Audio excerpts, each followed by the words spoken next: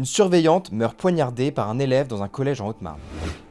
Les faits se sont déroulés ce matin devant un collège à Nogent, une petite ville située dans le Grand Est. Durant un contrôle de sac par des gendarmes devant l'établissement, un collégien agresse une surveillante au couteau. La victime, âgée de 31 ans, est d'abord placée en urgence absolue, puis succombe malheureusement à ses blessures. Le meurtrier a depuis été placé en garde à vue. Pour rappel, le contrôle de sac aux abords de certaines écoles est une mesure décidée par la ministre de l'Éducation Elisabeth Borne suite au meurtre d'un jeune de 17 ans en Essonne, là aussi devant un établissement scolaire. D'après la gendarmerie, ce contrôle était prévu de longue date, soulignant qu'il n'y avait, je cite, pas de difficultés particulières dans cet établissement. Le drame de ce matin n'est donc pas un cas isolé. À l'image de Jordan Bardella et de Elisabeth Borne, plusieurs hommes politiques ont réagi sur les réseaux sociaux. Mais la réaction du chef de l'État a retenu notre attention. Alors qu'elle veillait sur nos enfants à Nogent, une assistante d'éducation a perdu la vie, victime d'un déferlement de violence insensé. La nation est en deuil et le gouvernement mobilisé pour faire reculer le crime. 2 jours avant, Emmanuel Macron accordait un entretien à la presse quotidienne régionale et estimait que certains sujets évoqués par la droite détournaient les Français de combats plus importants comme l'écologie. Il disait, je cite, que certains préfèrent pendant ce temps-là brainwasher sur l'invasion du pays